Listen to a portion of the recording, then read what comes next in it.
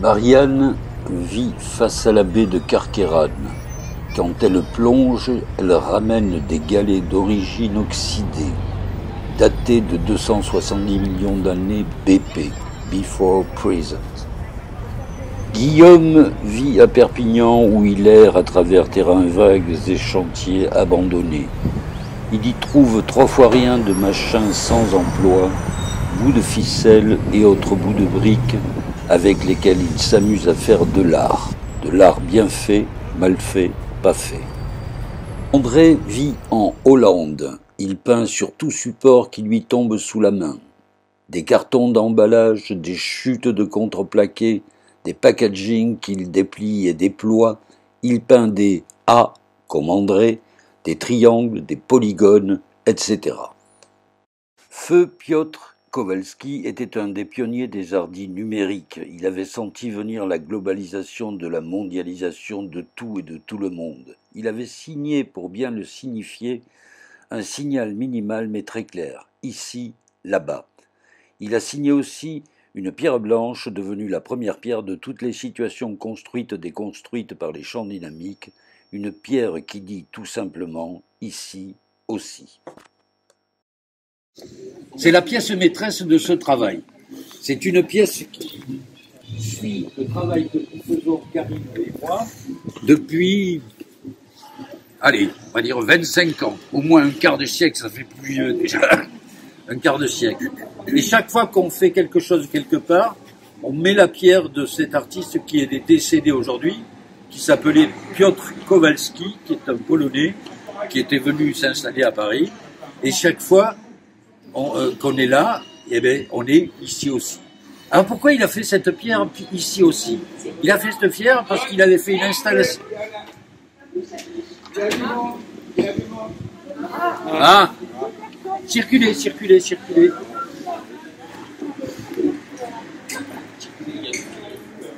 Et il y a quoi? Il y a la police? Ouais.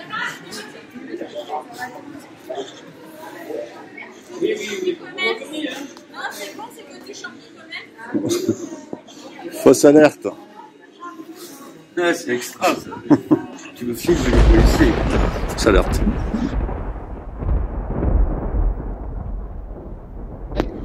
Voilà. Et, il avait fait une pièce très très simple qu'il avait faite pour une expo.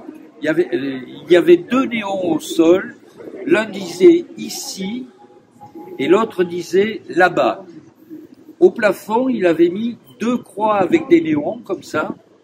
Et il y avait un seul endroit dans la pièce où la croix qui était au-dessus de ici se superposait à la croix qui était au-dessus de là-bas. Donc il y avait un seul endroit dans la pièce d'exposition où ici était là-bas et vice-versa. Voilà. Et quand on est allé le voir à Piotr pour lui dire on va faire un jardin de pierre blanche avec les habitants de tous les habitants d'un village dans le Doubs, à côté de Montbéliard, à côté de Sochaux, ouais, il nous a dit ok, on lui a laissé la pierre blanche qui est là. Et tous les habitants, on leur faisait pareil, on faisait du porte-à-porte, on leur remettait une pierre, on leur disait vous écrivez ce que vous voulez pour que ce soit positif. Et Piotr, il n'a rien trouvé de mieux, lui qui avait fait ici, là-bas, il nous a mis ici aussi. Voilà, voilà l'histoire de cette pierre. Et depuis, partout où on va, c'est ici aussi. Voilà. Yu vit dans le Perche, en Normandie. Quand j'ai fait sa connaissance durant le premier tsunami de la Covid, il traversait une période bleu piscine. Tomasetto vit comme ça vient, comme ça se présente. Quand je lui ai dit qu'il pouvait se poser lui aussi la question « Qu'est-ce que je peux faire ?», il nous a adressé un carton plein de ces laconiques cut-up dont il a le secret. Max Horde vit à Sète. Le 51, au départ, c'était son atelier. C'est là qu'il a tracé sa toute première ligne invisible. C'est là aussi qu'il a émis l'hypothèse de mettre son grain de sable partout où l'opportunité d'enrayer la machine infernale du monde tel qu'il est se présenterait. Ça, c'est une œuvre majeure. Ici, vous la connaissez tous, cette œuvre-là. C'est le grain de sable de Max Horde. Vous connaissez l'histoire du grain de sable de Max?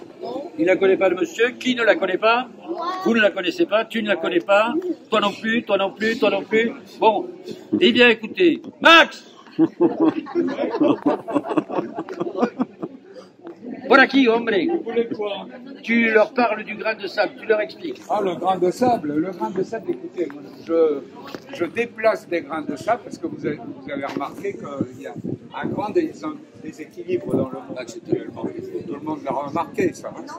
Alors, je prends un grain de sable, j'ai commencé par la plage du Lazaret à Sète, parce que j'habite ici, et puis je l'ai transporté en Amazonie. Et ça a tout changé. Et j'ai pris un grain de sable sur les bords de l'Amazone et je l'ai amené à Nice. Et après j'en ai amené, voilà, je fais des inversions comme ça, des déplacements de grains de sable.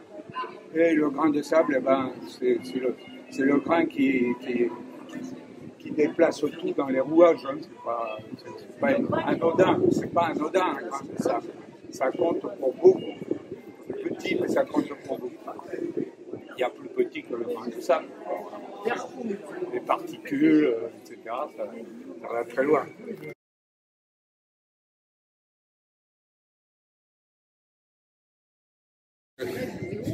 Je t'ai dit pas plus de 2 minutes. Hein. Ah oui, je fais ça quasiment tout le temps. Ou alors des lignes invisibles aussi. Alors, il va vous montrer. La ligne invisible, je vais vous en faire une. Voilà. La première, elle a été faite, la toute première en 2006. Je l'ai faite à l'intérieur de ce local. Alors voilà. Écoutez bien, écoutez bien. Vous allez avoir la recette de la ligne invisible. Par la suite, vous pourrez vous-même tracer des lignes invisibles. Peut-être. Vous prenez un point dans l'espace, un peu n'importe où, là, top. Et puis,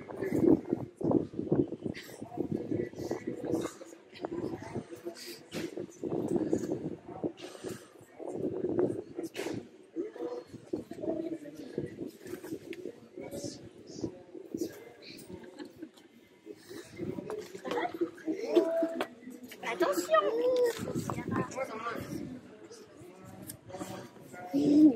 et vous le lâchez. Voilà. Et là, vous avez une ligne que vous allez voir tout le temps. En fait, les lignes invisibles, c'est ce qu'on voit le plus. Donc désormais, quand vous passerez par là, vous saurez faire attention qu'il y a une ligne invisible. Certains, sachant qu'il en a déjà tracé quelques-unes ici, changent de trottoir. Allez savoir pourquoi. Hein, on se demande. J'en ai tracé à Barcelone, à Varsovie même, au Guatemala, un peu partout. Beth Sogradi est basée dans le New Jersey. Jour après jour, elle fait des bouts de carton ondulés qu'elle ramasse à côté de chez elle, circuit court oblige, des ready-made à peine arrangés, à peine augmentés, à peine peints, à peine découpés, à peine ciselés, après quoi elle les photographie et elle diffuse ces photos sur Facebook. Le IF collectif est sans domicile fixe. Partout où il est de passage, il colle 1 ou 2 post-it maximum dans l'espace public. Chaque post-it collé dit bien la démarche du dit collectif improductif.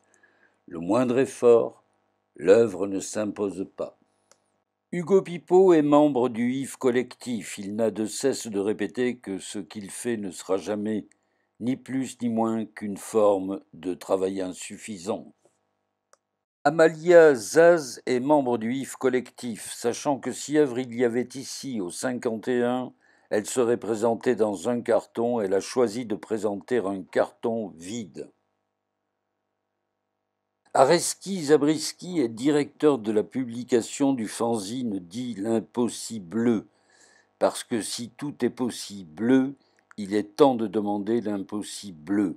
Dans les numéros 0, 1 et 2 de ce fanzine, tout est dit à propos de la situation IJN DZN, construite-déconstruite à 7 au 51 par Max Horde et les champs dynamiques. What else? Quoi d'autre? Bon, mais on a fini.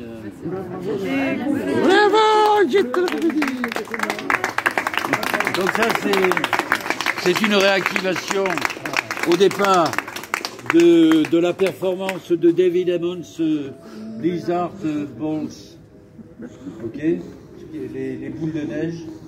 Donc c'était un... Resituez-vous à l'époque, on est dans les années 80, David Ammons. Belles années. Belles années, ouais. David Ammons est dans sur un trottoir de New York et il a mis comme on met d'habitude des bijoux, des ceintures sur une couverture, il avait mis des boules de neige. Et il ne vendait pas, il offrait des boules de neige. Donc j'ai dit, c'est pas la saison ici, les boules de neige, en plus il neige rarement à 7, j'imagine. Donc j'ai dit, ici, on va réactiver la performance de David Ammons avec des confettis. Voilà. Merci. Vous pouvez vous servir, il y en a d'autres à l'intérieur qui Vous savez comment on s'en sert, hein? Non, parce qu'avec les temps qui courent, on a oublié comment on faisait la fête. Voilà, c'est bien.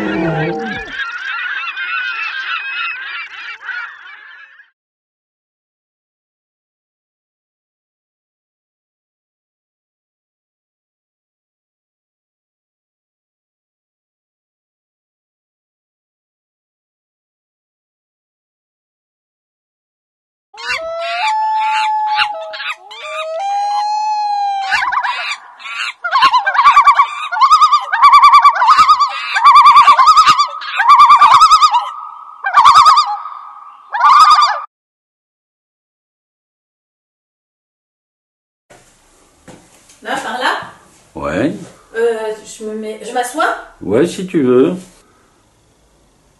Tu peux garder le silence.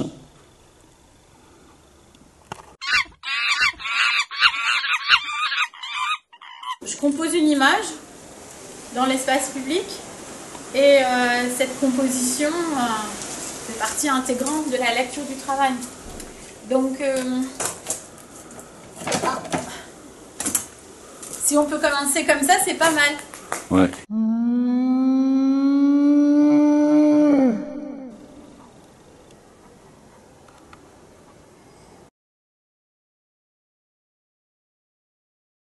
Le Molloy de Beckett, édition de minuit, 1951, suçait des cailloux.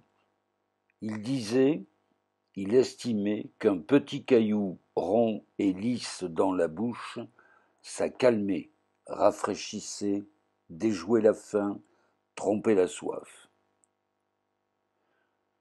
Le Beckett de l'image, édition de minuit, 1988, était passé des cailloux à la boue. Il disait, il écrivait ceci. La langue se charge de boue, un seul remède alors, la rentrer et la tourner dans la bouche, la boue, l'avaler ou la rejeter, question de savoir si elle est nourrissante. Pascal Siap avait décidé ce jour-là que le fil de la conversation entre nous programmée serait un fil rouge, rouge sans parole, no comment.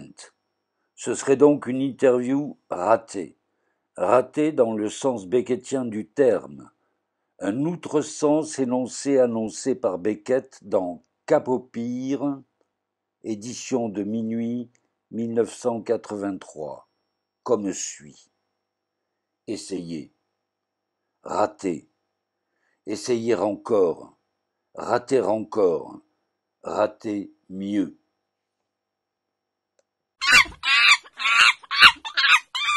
En 2010, au MoMA, à New York, à partir d'un dispositif plus ou moins identique, moins portatif, plus spectaculaire, une table et 2 chaises, sous le titre The Artist is Present, Marina Abramović avait signé une étonnante performance. Durant 3 mois, 7h30 durant, chaque jour, The Artist est restée sans manger, sans boire, sans bouger, silencieuse, assise, regardant ses nombreux regardeurs, échangeant les yeux dans les yeux un regard avec chacune des 750 000 personnes assises face à elle. Oulay était là, moi aussi. En 2020, 10 ans plus tard, dès le premier tsunami dit du coronavirus, machin truc bidule qui faisait peur, très peur, Pascal Siap a signé à 7 dans le quartier haut, dans l'espace public, dans un espace par conséquent non muséal, non muséifié, une performance tout aussi étonnante, simplicime mais puissante. Keep in touch. En français, on reste en contact. Une performance pour signifier en mode art-action l'impérieuse nécessité du contact humain, du toucher l'autre, tout autre que soi, l'auteur de l'acte toucheur, si nous voulions faire art quelque part, en quelque sorte, comme on fait société. On est dans un climat quand même avec des consignes sanitaires très strictes et le contact, du coup, les gens enfin, en tout cas, mon ressenti, c'était que je suis partie du constat que j'étais en manque de relations avec l'autre, en manque de l'autre, en manque de relations sociales, en manque de contact, hein, justement, de toucher, et du coup, j'ai choisi le toucher.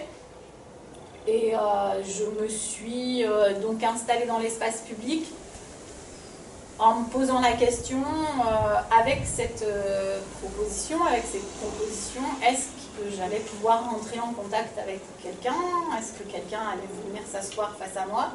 Et est-ce que des gens serait amené à me toucher, juste à me dire bonjour avec une poignée de main ou au revoir. C'est ce qui s'est passé. D'accord.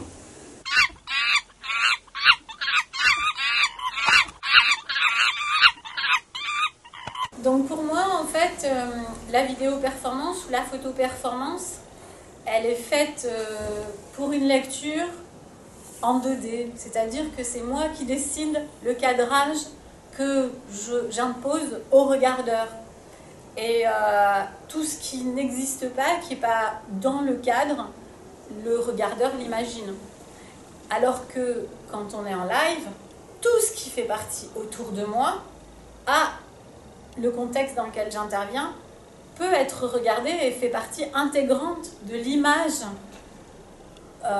que les gens voient. En fait, j'interviens dans un espace et il y a une lecture à 360 degrés qui est possible par le public, par les gens qui passent dans la rue quand ça se passe dans la rue. Si j'ai pas envie, par exemple, que les gens voient mon dos, alors effectivement, je me place comme ça contre un mur. En revanche, si j'ai envie de travailler avec les feuilles qui sont par terre, eh bien, si quelqu'un me dit, bon, ben, j'ai pas vu parce que j'ai vu que ton dos, qu'est-ce qui va empêcher la personne? Mais Georges, tu peux venir? Oui? Oui, donc tu peux venir. Je peux venir. Et pourquoi tu t'autorises pas à venir voir ce que je suis en train de faire? Je peux venir voir. Oui, mais tu vois, c'est ma question. C'est exactement la question que je me pose. On en parlait et je me dis, mais pourquoi les gens ne s'autorisent pas? Pourquoi, quand je suis en train de faire quelque chose, et c'est pas moi, c'est en fait globalement le format que la plupart du temps, les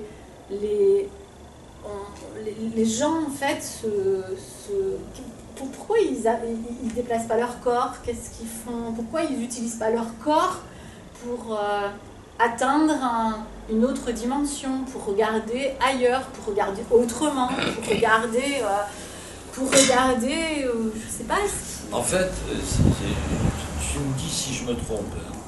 En fait, tu te poses dans l'espace de la performance au même titre qu'une sculpture, non pas vivante. Tu es une sculpture vivante. Absolument. Tu es une sculpture vivante, mais pas uniquement en tant qu'individu. Tu es une sculpture que Beuys dirait sculpture sociale.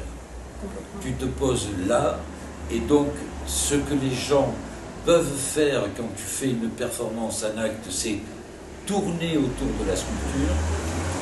Oui. Alors qu'en 2D, ils ne peuvent pas tourner. Complètement. Et non seulement tourner autour de la sculpture, mais même parler à la sculpture. Éventuellement, le cas échéant. Moi, j'ai un souvenir magnifique d'une performance que j'ai fait à Marseille devant le théâtre des Bernardines, dans le cadre d'un festival, où il y avait en fait la reine. C'est-à-dire que les gens tout de suite font la reine autour de toi. Un nombre, il y avait, je sais pas, 200 personnes autour, et j'étais au centre, j'étais en train de me préparer sur le trottoir, je n'avais même pas encore commencé, mais déjà, les gens ont déjà fabriqué la reine, et il y a une dame qui vient, qui vendait des fleurs, qui traverse, qui rentre justement dans la reine, ouais. Et sans se préoccuper de quoi que ce soit, et vient me demander si je veux lui acheter des fleurs. Ah oui, c'est bien. Et cette dame, je commençais à entendre les gens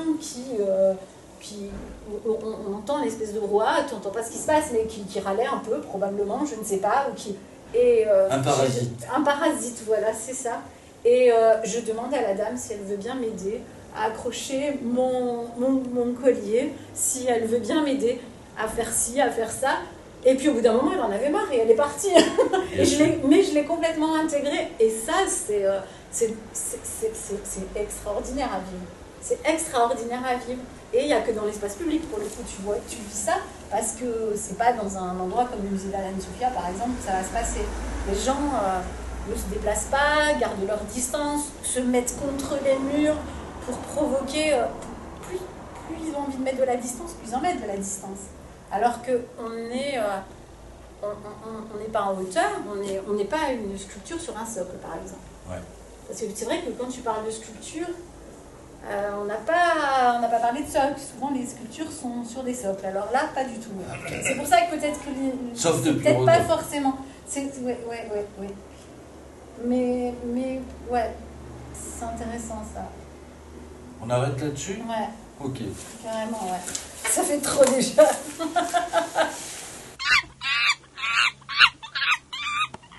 En 2017, à Madrid, au musée Reina Sofia, Pascal Siap était là en même temps qu'elle n'était pas là. Au beau milieu d'une minimale installation signée Richard Serra. Les yeux masqués, les oreilles bouchées, le nez bouché, elle ne devait toucher à rien.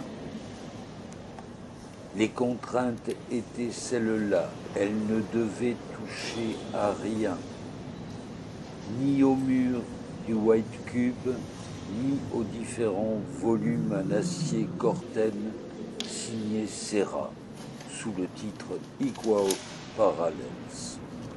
Ce qu'elle a fait ce jour-là, c'est évident, c'est clair et net, c'est du grand art.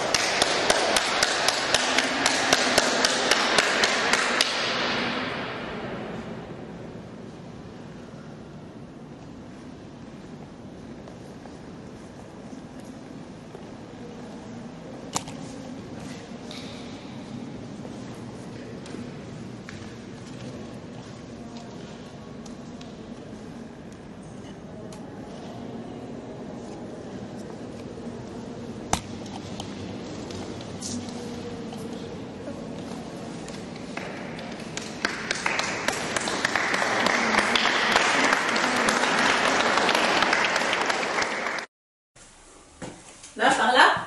Ouais. Je m'assois. Ouais, si tu veux. Et...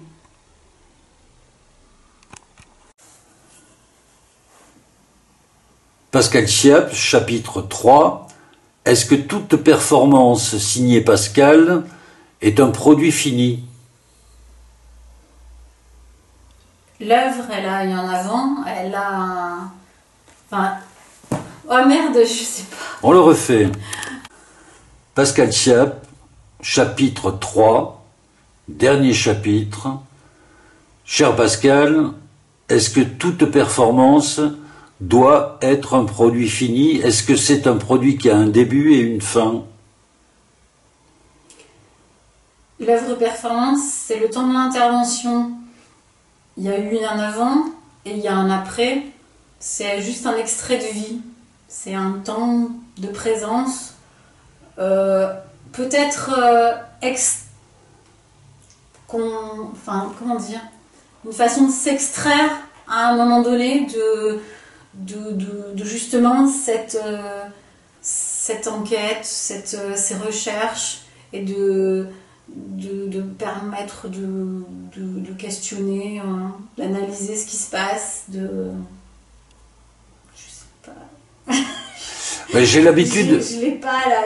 Personnellement, j'ai l'habitude de dire que le réel quotidien est plein d'images fixes et d'images arrêtées, et que l'une des fonctions, l'un des axes de travail de l'artiste, du performeur, c'est de ponctuer ce réel quotidien avec quelque chose qui sort peut-être de l'ordinaire, mais peut-être le dire mieux, qui va faire office de fracture, de faille, de bégaiement dans le fil continu des images fixes ou arrêtées du réel.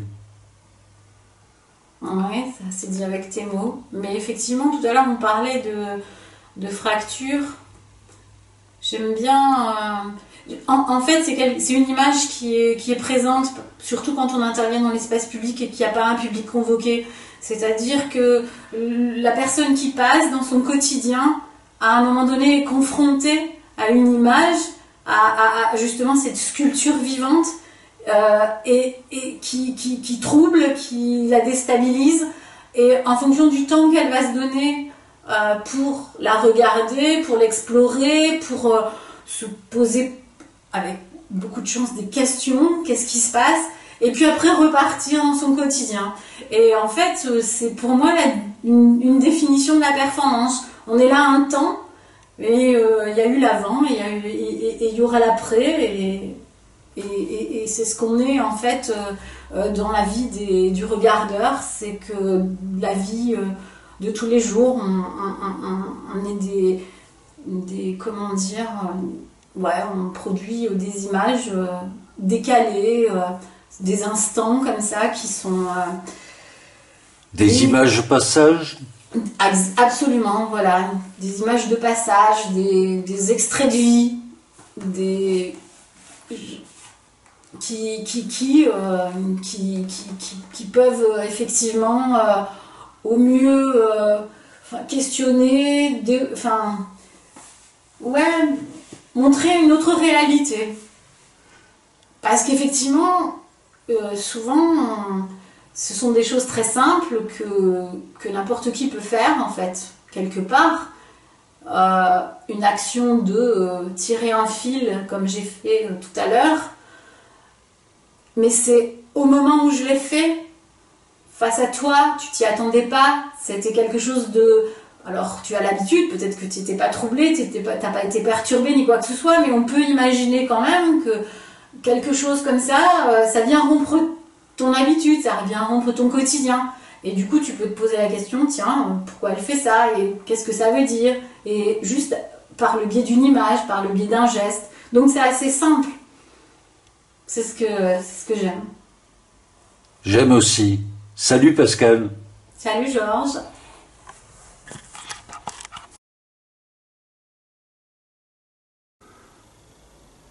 Tu peux garder le silence.